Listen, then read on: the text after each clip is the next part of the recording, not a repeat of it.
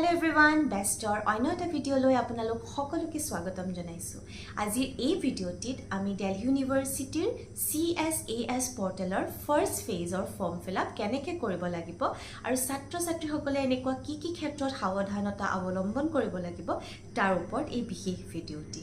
গতিকে পলম নকৰি আজিৰ এই ভিডিওটি আমি আৰম্ভ কৰোঁ। দিল্লী বিশ্ববিদ্যালয়ৰ নামভৰ্তিৰ পৰ্টেল 28 মে 2024 মুকলি কৰি দিয়া হৈছে আৰু ইয়াৰ পঞ্জীয়ন প্ৰক্ৰিয়া ইতিমধ্যে আৰম্ভ হৈ গৈছে।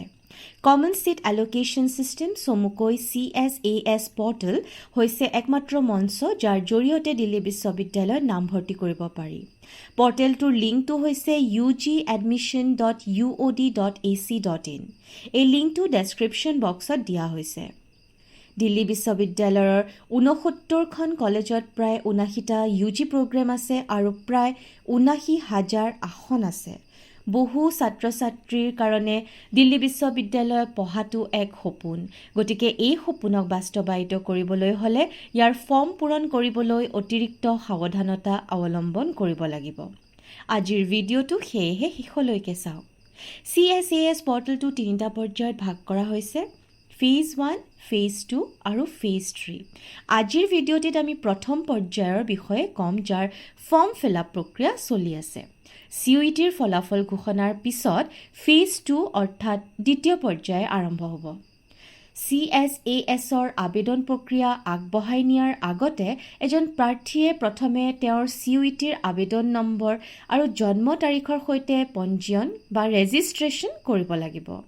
ইয়াৰ লগে লগে প্ৰাৰ্থীৰ পঞ্জীয়নভুক্ত ইমেইল ID লৈ OTP যাব আৰু সেই OTPটো পূৰণ কৰাৰ লগে লগে লগ ইন প্ৰক্ৰিয়া আৰম্ভ কৰিব পাৰিব।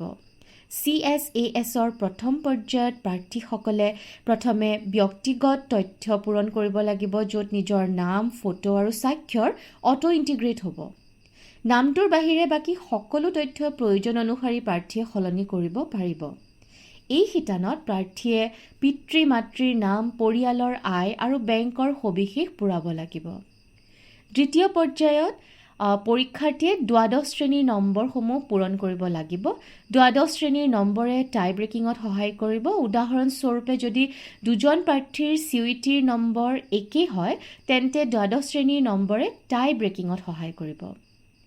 এই দুই শিতান হোৱাৰ পিছত এক্সট্ৰা কাৰিকুলাৰ এক্টিভিটি আৰু স্পৰ্টছ শিতান আছে, যিটো প্ৰয়োজন অনুসাৰে পূৰণ কৰিব লাগিব। ইয়াৰ ওপৰত এক সবিশেষ ভিডিঅ' আমি অতি সোনকালে আপোনালোকৰ আগত লৈ আহিম। ইয়াৰ পিছত ডকুমেণ্ট আপলোড ছেকশ্যনত প্ৰাৰ্থীসকলে ইতিমধ্যে যিবোৰ নথিপত্ৰৰ তথ্য পূৰণ কৰিছে সেইবোৰৰ আপলোড কৰিব লাগিব। যেনে আপুনি যদি এটা সংৰক্ষিত শ্ৰেণীত অন্তৰ্ভুক্ত তেন্তে আপুনি জাতিগত প্ৰমাণপত্ৰ অৰ্থাৎ কাষ্ট চাৰ্টিফিকেট আদি আপলোড কৰিব লাগিব। মনত ৰাখিব যে কাষ্ট চাৰ্টিফিকেট অথবা আপোনাৰ EWS প্ৰমাণপত্ৰ 2024 চনৰ 31 মাৰ্চৰ পিছত ইছ্যু কৰা হ'ব লাগিব। এই সকলোবোৰ শেষ কৰাৰ পিছত প্ৰিভিউ ফৰ্ম অপশ্যন দেখা পাব।